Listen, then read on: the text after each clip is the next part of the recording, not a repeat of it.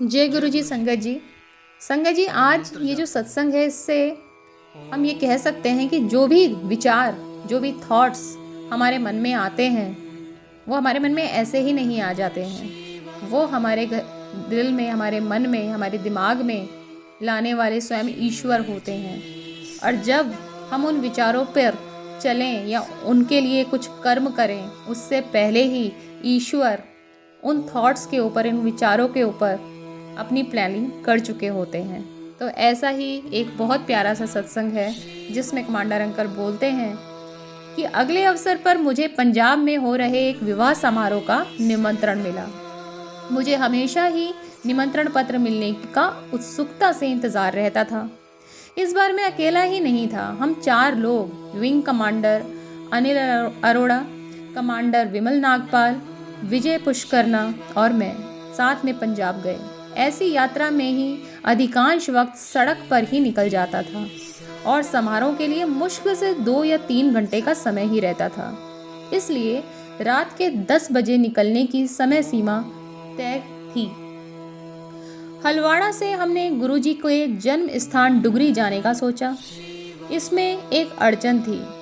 संगत में से कोई भी गुरुजी की पहले से ही दी हुई स्पष्ट अनुमति के बिना डुगरी नहीं जा सकता था और हमारे पास कोई अनुमति नहीं थी।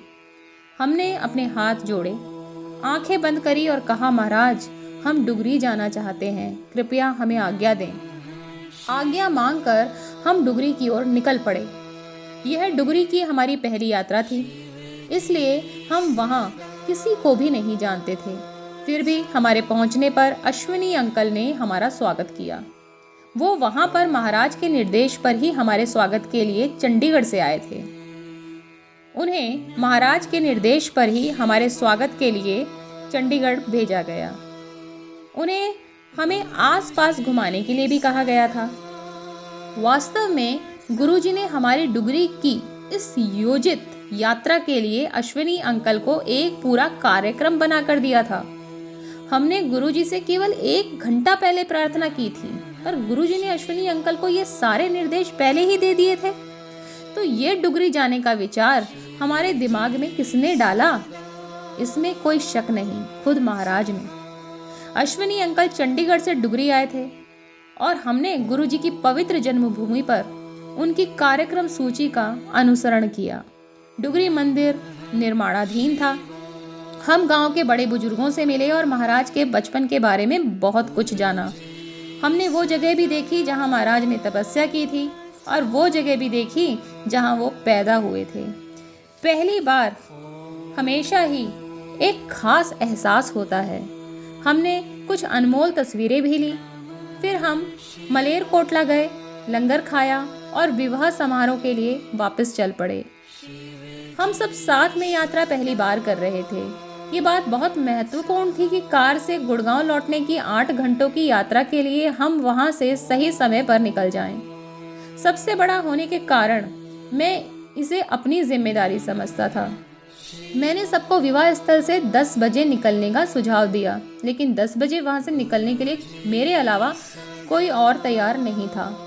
10 बजने से कुछ ही मिनट पहले मैं अपनी कार के पास वापस आ गया और कार के सहारे खड़े होकर मैंने गुरुजी से प्रार्थना करी, गुरुजी, हमको 10 बजे निकल जाना चाहिए ताकि सुबह 6 बजे तक हम वापस पहुंच जाएं। मेरी प्रार्थना पूरी भी नहीं हुई थी कि एक घोषणा हुई। गुरुजी का हुक्म है कि दिल्ली की संगत 10 बजे तक दिल्ली के लिए प्रस्थान करें। गुरुजी का हुक्म पवित्र था और उसकी अवहेलना नहीं की जा सकती थी और हम 10 बजे निकल गए। उसके बाद संगत के हर समारोह से हम हमेशा 10 बजे चले जाते थे। वापस आने के बाद मैं शनिवार को महाराज के आगे माथा टेक कर खड़ा हुआ तो गुरुजी मुस्कुराए और पूछा, पिंड गया सी? मैं आभार में केवल सिर हिलाकर ही हाँ कह पाया। वो पहले से ही सब जानते थे। उन्होंने ही हमारे लिए यह योजना बनाई थी।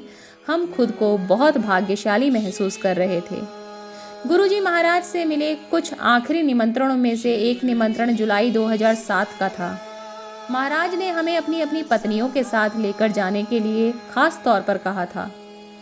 उससे पहले हम सब उस समारोह का हिस्सा बन पाते महाराज ने महासमाधि ले ली। पहले के सभी अवसरों पर हम अपनी पत्नियों के बिना ही गए थे। हम सब अभी तक गुरुजी के यूं अचानक चले जाने के सच से समझौता नहीं कर पाए थे। मैंने खुद से वादा किया कि अगर हमारे प्रस्थान की 10 बजे की समय सीमा का उल्लंघन भी हुआ तो मैं चुप ही रहूंगा। जय गुरु जी की। इसमें कोई भी शक की गुंजाइश नहीं कि गुरुजी अब भी उत्तरदायित्व संभाले थे। मुझे आश्चर्यचकित करते हुए हमारी मेजबान ने 10 बजने से 10 मिनट पहले ही घोषणा की कि दिल्ली की संगत 10 बजे तक चली जाए। यह बात एकदम चकित करने वाली थी। ये केवल हमारी जिंदगी से जुड़ी महत्वपूर्ण बड़ी बड़ी बातों का ही प्रश्न नहीं है। गुरुजी बड़े प्यार से हमारी जिंदगी की हर छोटी छोटी बातों को भी नियंत्रित करते हैं। मैं हमेशा जिस स्थिर प्रसंग की ओर लौटता रहता हूँ वो यह है कि हम सब गुरुजी के ख्यालों से कभी भी दूर नहीं हैं। वो हमेशा ही हमारे बारे में सोचते रहते हैं और हमारी ज़िंदगी को बेहतरीन बनाने के रास्ते बनाते रहते हैं। गुरु जैसा ना ही कोई देव, गुरु के समान कोई अन्य देवता नहीं। हाँ, यह ज़रूर है, उनके आशीर्वाद तभी फलते हैं जब संगत का उनसे संबंध सीधा हो, सिर्फ उनसे हो और केवल उन दोनों के बीच ही हो। ऐसा होते ही आप गुरुजी के आशीर्वाद के लिए तैयार हो जाते हैं।